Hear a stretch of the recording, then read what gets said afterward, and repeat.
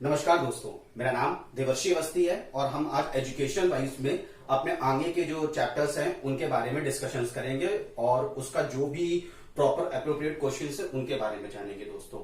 आई hope सो, मैं ये उम्मीद करता हूं कि आपको जो भी मैंने पहले यहाँ पर अपने टॉपिक्स में क्लियर किया होगा क्वेश्चंस के साथ, वो आपको चीजें समझ में आई होंगी। और दोस्तों, मैं आपसे बस एक ही रिक्वेस्ट कर रहा हूं कि आप मेरे चैनल को ज्यादा से ज्यादा सब्सक्राइब करें, मेरे वीडियोस को ज्यादा लाइक शेयर और बेल आइकन दबाइए उसको दोस्तों, जिससे हमें और भी ज्यादा हमें प्रोत्साहन मिलता है और हम आपके लिए बेस्ट टू बेस्ट जो भी अपलोडेड हमारे जो वीडियोस आने वाले हैं वो आपके पास पहुंच सके, आपको पूरी जानकारी उसकी मिल सके। और अगर आपको कोई नए टॉपिक के बारे में पढ़ना है या कुछ भी जानना है तो प्लीज आप मुझे बताइए, मैं उसके बारे में आपको पूरी जानकारी दूंगा। ठीक है दोस्तों, तो यहाँ पर अब हम आज जो अपने टॉपिक है, मैं पिछले टॉपिक के ही कॉन्करेंटली क्वेश्चंस को आगे शुरू करने जा रहा हूं, लेकिन उससे पहले मैं यहां पर कुछ चीजों को आपको यहां पर दो चीजों को एक्सप्लेन करना चाहता हूं, जिसका मैं आपको एग्जांपल तौर पे क्वेश्चंस को रिजॉल्व करके भी यहां पर दिखाऊंगा। ठीक है दोस्तों, तो हम देखते हैं कि हमारा क्वेश्चन में पहले हम देखते हैं मैं किस टॉपिक के बारे में बात करने जा रहा हूं दोस्तों। तो पहला टॉपिक हमारा आज ये है कि व्हाट इज स्लोप। स्लोप क्या होता है दोस्तों? हम जैसा कि कई बार चीजों को पढ़ चुके हैं, हमें नहीं पता होता है कि स्लोप क्या है, और ये क्वेश्चंस में ट्रिग्नोमेट्री में कई बार ये चीजें मर्ज होकर पूछी जाती हैं हम लोगों से। तो पहले आज हम स्लोप के बारे में पढ़ते हैं कि स्लोप क्या है। ठीक है दोस्तों, जैसे सपोज करिए कि हमारे पास कोई एक लाइन है y is equal to mx। आपने दोस्तों पढ़ा होगा y is equal to mx plus c। जो लाइन होती है ये इससे रिप्रेजेंट होती है। ठीक है, मैं एक्सपेक्ट कर रहा हूं कि c मेरा यहां पर 0 है, तो y is equal to mx मेरी कोई लाइन है जिसमें हम m को यहां पर स्लोप से डिफाइन करते हैं। ठीक है दोस्तों, तो एग्जांपल के तौर पे मैं देखता हूं, जैसे y इज इक्वल टू मैं 2x ले लेता हूं। ठीक है दोस्तों, तो मैं देखता हूं, एक मैं ग्राफिकल डायग्राम बना रहा हूं। ये मेरा x है और ये मेरा y है दोस्तों। तो आप देखिए, अगर मेरी x की वैल्यू 0 है, अगर मेरा कंडीशंस में रख रहा हूं, कंडीशंस मेरी क्या क्या है देखिए दोस्तों। पहली कंडीशन ये है कि अगर मेरी x 0 है तो इस इक्वेशन के मुताबिक मेरा y भी 0 होगा, यानी हम यहां पे कहीं लाई कर रहे हैं, यानी ओरिजिन पर हम हैं अभी। ठीक है, दूसरी कंडीशन में ले रहा हूं, अगर मेरी x की वैल्यू 1 है तो y मेरा 2 होगा। ठीक है दोस्तों, यानी x अगर मेरा 1 है, 1 यूनिट है, तो y मेरा यहां कहीं 2 यूनिट होगा। देखिए दोस्तों, यानी ये कहीं कोई पॉइंट मेरा मैच कर रहा है, ये पॉइंट दोस्तों। ठीक है, ऐसे ही मेरी थर्ड है पॉइंट है कि अगर मेरा बाय चांस मान लीजिए x की वैल्यू 2 है तो y की वैल्यू मेरी 4 हो जाएगी इस इक्वेशन के मुताबिक, y इक्वल टू 2x। तो मैं देखता हूं, अगर x की वैल्यू मेरी 2 है तो सपोज करिए y की वैल्यू मेरी यहां पर आ रही है 4, यानी ये वैल्यू कहीं मेरी टच कर रही है, जो इस इक्वेशन को डिफाइन कर रही है, यानी ये मेरी लाइन ऐसे निकल रही है दोस्तों। ये लाइन है मेरी y is equal to 2x को डिफाइन कर रहा है। ठीक है दोस्तों, अब हम देख रहे हैं कि अब हमें यहां से पता करना है कि हमारा स्लोप क्या है और कैसे हम किन चीजों को हम वेरीफाई करते हैं, वो हम यहां पर देखेंगे दोस्तों। अब हम जैसे यहां पर देख रहे हैं, ये हमारा जो m है, जो स्लोप है, इस इक्वेशन के मुताबिक m की वैल्यू 2 है। ठीक है, यानी ये हमारा राइज है, ये पोर्शन, और ये हमारा रन है, is equal to rise upon run. आप किसी भी वैल्यू को पुट करके यहां पर देखिए दोस्तों, जैसे मैंने x को 1 रखा और y को 2 रखा, तो मेरा क्या आता है राइज और रन। x यहां पर आप देखिए, राइज मेरा क्या है 2 और x मेरा क्या है 1, तो यानी मुझे रिजल्ट क्या मिला 2। अब मैं फिर से देखता हूं, अगर मैं यहां पर x की वैल्यू को 2 रखता हूं इस इक्वेशन में, तो y की वैल्यू मुझे 4 मिलती है। मैं लेट्स सी कि मुझे उसके बाद स्लोप क्या मिलता, मैं देखता हूं m1, मैं नाम देता हूं उसको हूं। तो मैंने जब y की वैल्यू को 4 रखा और x की वैल्यू को 2 मिला, तो भी मेरा रिजल्ट आ रहा है 2। यानी इसका मतलब यह है कि m is equal to m1। मैं इनके किसी भी रेशियो को, किसी भी पार्ट को डिफाइन करूंगा, तो मेरा स्लोप जो है वो 2 ही डिफाइन होगा दोस्तों। ठीक है, आई होप सो आपको ये बात मेरी समझ में आई होगी। अब आप देखिए एक ही इसमें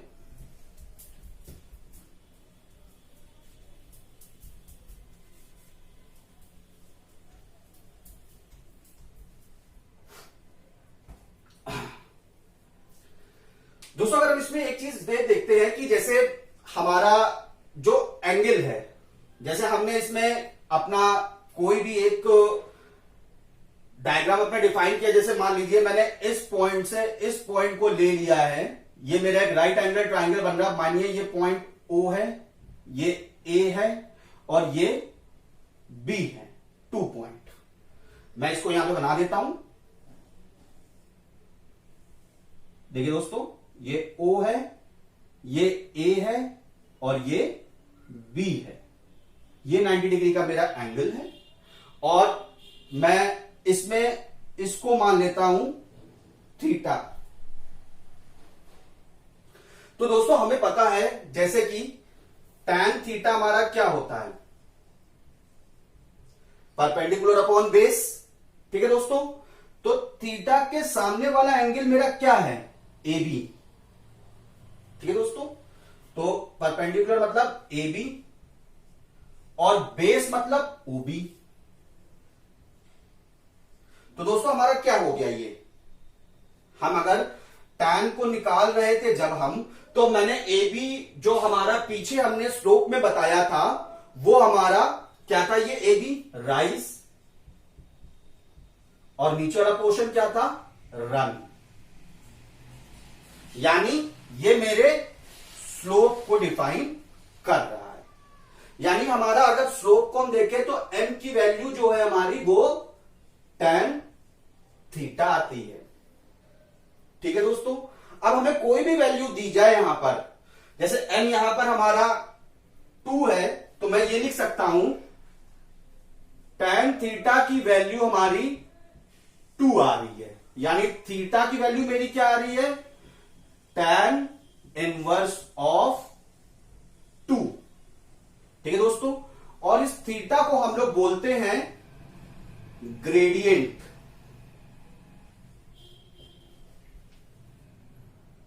आई होप सो दोस्तों आपको यहां पर यह चीज क्लियर हो गई होगी कि स्लोप मैंने कैसे आपको ये एक्सप्लेन किया है और ये थीटा ग्रेडियंट कैसे निकला है।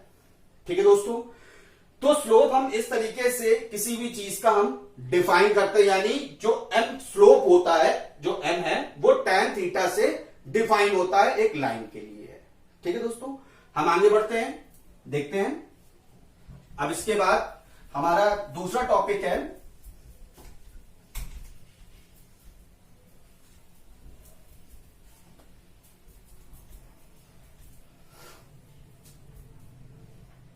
दोस्तों, हमारा दूसरा टॉपिक है कॉम्पोनेंडो एंड डिविडेंडो।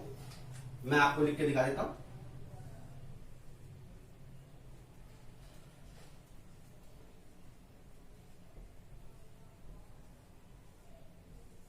एंड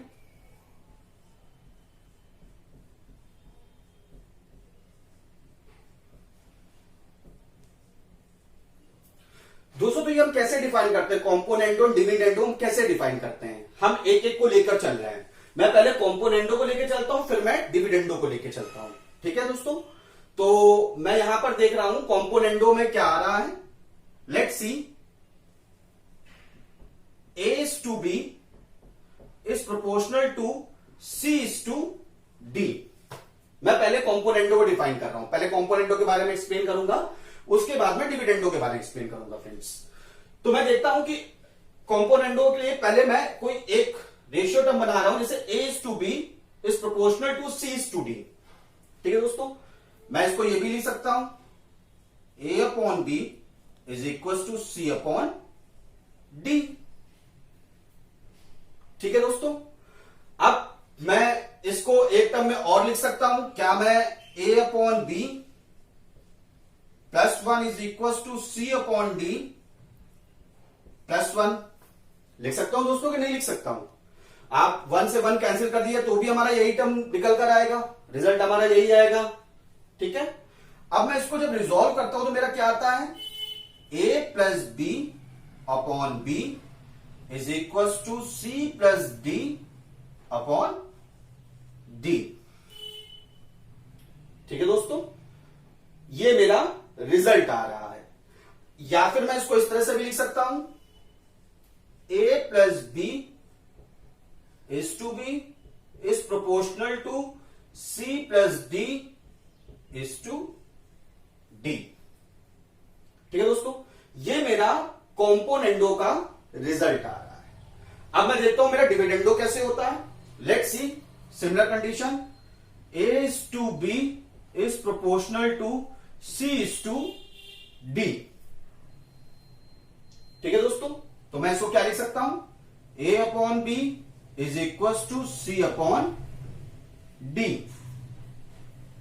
ठीक है दोस्तों, अब मैं इसको क्या लिख सकता हूं, A upon B minus 1 is equal to C upon D minus 1।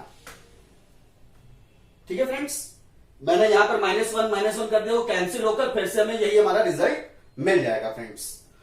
तो अब हम इसको रिजॉल्व करते हैं, हम देखते हैं हमारा रिजल्ट क्या मिलता है। A minus B upon B is equal to C minus D upon D। ठीक है दोस्तों, या फिर हम इसी कंडीशन में कैसे इसको लिख सकते हैं, A minus B is to B is proportional to C minus D is to D। ठीक है माय फ्रेंड्स, तो ये मेरा कॉम्पोनेंडो का रिजल्ट आ रहा है, ये मेरा डिविडेंडो का रिजल्ट आ रहा है।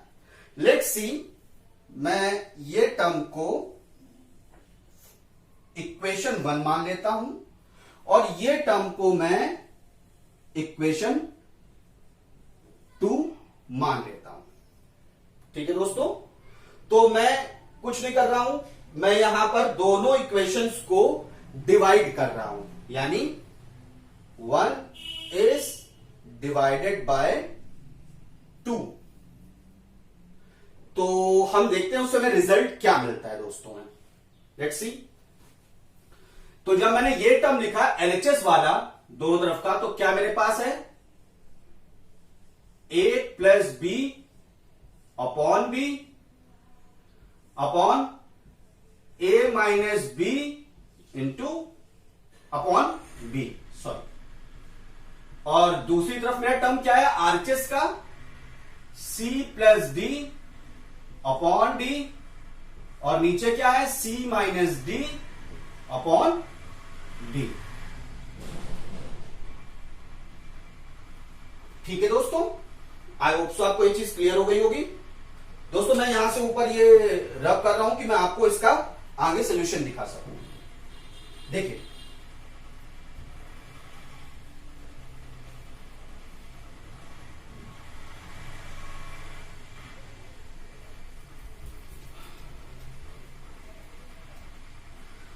तो दोस्तों जब मैंने ये देखा, तो अब आप देखिए फर्स्ट टर्म का मैं लास्ट टर्म से मल्टीप्लाई कर रहा हूं और सेकंड टर्म का मैं फोर्थ टर्म से मल्टीप्लाई कर रहा हूं। सिमिलर इसमें भी फर्स्ट टर्म का मैं लास्ट टर्म से मल्टीप्लाई कर रहा हूं और सेकंड टर्म का मैं फोर्थ टर्म से, सेकंड टर्म का मैं third term, sorry, first term का मैं फोर्थ टर्म से मल्टीप्लाई कर रहा हूं, सेकंड टर्म का मैं थर्ड टर्म से मल्टीप्लाई कर रहा हूं। और इस इक्वेशन में फर्स्ट टर्म का मैं फोर्थ टर्म से मल्टीप्लाई कर रहा हूं, सेकंड टर्म का मैं थर्ड टर्म से मल्टीप्लाई कर रहा हूं। तो मैं यहां रिजल्ट लिखता हूं दोस्तों, देखिए क्या आता है, A plus B into B upon A minus B into B equals to C plus D into D upon C minus D into D. ठीक है दोस्तों, बी से बी कैंसिल, डी से D cancel. Let's see, A plus B upon A minus B is equals to C plus D upon C minus D. और अगर दोस्तों मैं इसको इधर उधर क्रॉस मल्टीप्लाई कर दूं तो इसको मैं क्या लिख सकता हूं, c minus D upon c plus d is equals to a minus B upon a plus b. ये मेरा दोस्तों रिजल्ट आ रहा है कॉम्पोनेंडो और डिविडेंडो से। ठीक है दोस्तों, आई होप सो आपको आज स्लोप, ग्रेडियंट, लाइन की इक्वेशन और कॉम्पोनेंडो और डिविडेंडो के बारे में ये चीज क्लियर हुई होगी। अब हम दोस्तों इसका इंप्लीमेंटेशन देखते हैं अपने क्वेश्चन में कि हम इसको कैसे इंप्लीमेंट करते हैं अपने क्वेश्चन में ट्रिग्नोमेट्रिकल में, कि किस बिहाफ से हम इसको यहां पर आपको एक्सप्लेन करेंगे। ठीक है दोस्तों, चलिए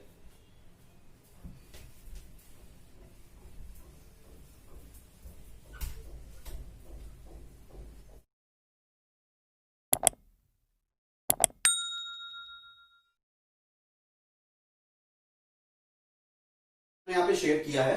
क्वेश्चन ये है कि show that if an angle alpha be divided into two parts, angle alpha जो है दो पार्ट्स में डिवाइडेड है। लेट सपोज दो पार्ट्स, एक थीटा हो जाता है और एक फाई हो जाता है।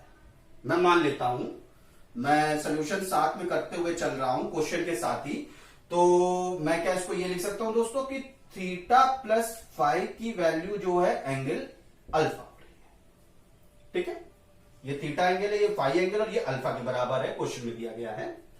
So that the ratio of the tangents of the part is lambda.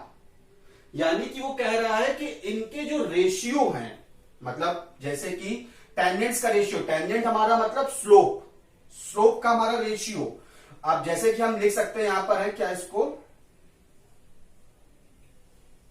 tan theta upon tan phi की वैल्यू हमें ये लेमडा आ गई है। द डिफरेंस x यानी एक चीज हमें और दे दी गई, थीटा माइनस फाई की वैल्यू हमें x दे दी गई है, और between the part is given. तो हमें यह प्रूव करना है कि sine x is equal to lambda minus one upon lambda plus one is equal to sine alpha होता है। दोस्तों में क्वेश्चन से हमने मान लिया कि ये थीटा और ये अल्फा है, सॉरी ये फाई है। तो मैंने पहला तो क्वेश्चन ये दिया गया कि ये दो पार्ट में डिवाइडेड है, तो theta plus phi is equal to alpha मैंने मान लिया। फिर साथ साथ में लिखा गया कि इनके डिफरेंस की वैल्यू हमारी एक्स आ रही है, तो मैं थीटा माइनस फाई एक्स लिख दिया।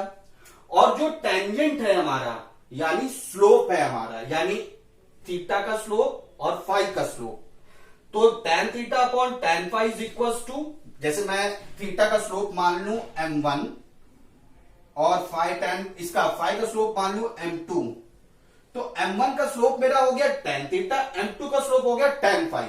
कह रहा है कि इसका जो रेशियो है वो लैम्डा है, तो मुझे ये चीज प्रूव करनी है दोस्तों।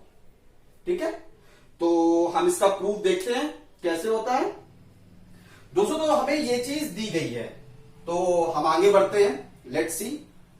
तो आगे बढ़ के हमें tan theta upon tan phi की वैल्यू, अगर ये लैम्डा लिखी हुई है तो tan थीटा को मैं क्या लिख सकता हूं दोस्तों, ये sin theta upon cos theta.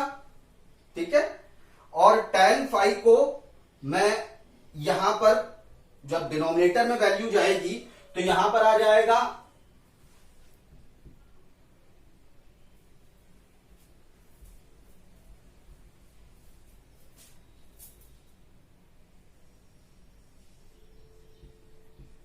Sine phi, नीचे साइन फाई है।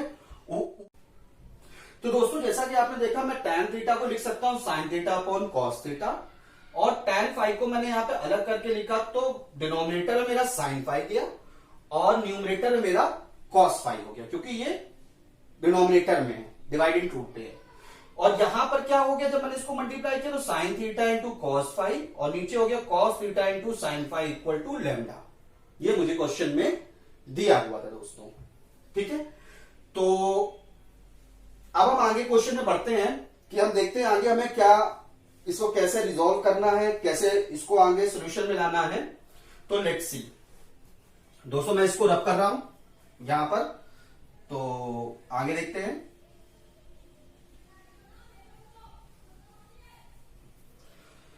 दोस्तों मैं यहां पर कॉम्पोनेंडो और डिविडेंडो का यूज कर रहा हूं। मैंने आपको बताया था अभी पीछे कैसे कॉम्पोनेंडो डिविडेंडो का कैसे इस्तेमाल करना है, तो मैं यहां पर उसको प्रिंसिपल को यहां पर यूज कर रहा हूं। तो लेट्स सी, हमें देखते हैं क्या रिजल्ट मिलता है, ठीक है। Sine theta into cos phi minus times of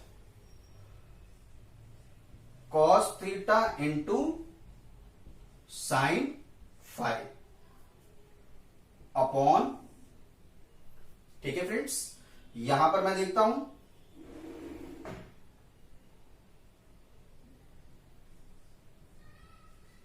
sine phi into cos theta plus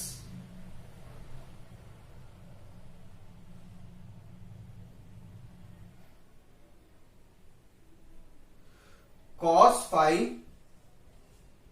into sine theta. I hope so दोस्तों आपको यहां पर मेरी ये बात क्लियर हो गई होगी, ठीक है। अब यहां पर हमारा क्या वैल्यू आएगी, लैम्डा -1 अपॉन लैम्डा +1, क्योंकि लैम्डा के साथ डिनोमिनेटर में, डिनोमिनेटर में हमारी 1 वैल्यू है, ठीक है।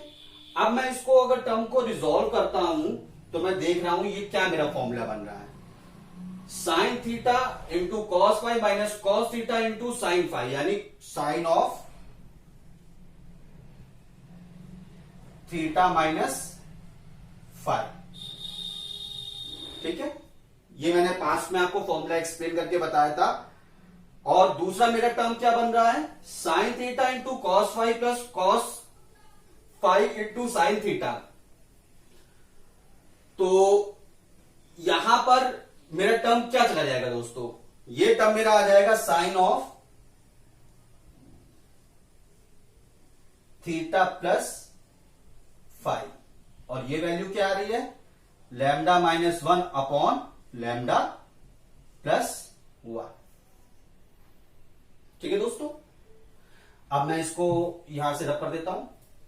अब आप रिजल्ट देखिए, साइन थीटा -फाई वो मेरा क्या दिया गया है, x। मैं लिख देता हूं साइन ऑफ x, और साइन थीटा प्लस वाई मेरा क्या है, अल्फा। मैं लिख देता हूं साइन ऑफ अल्फा, यहां वैल्यू क्या है, लैम्डा -1 अपॉन लैम्डा +1, ठीक है दोस्तों। मैं इसको रब करता हूं ऊपर वाले टर्म को, जिससे आपको और क्लियर हो सके।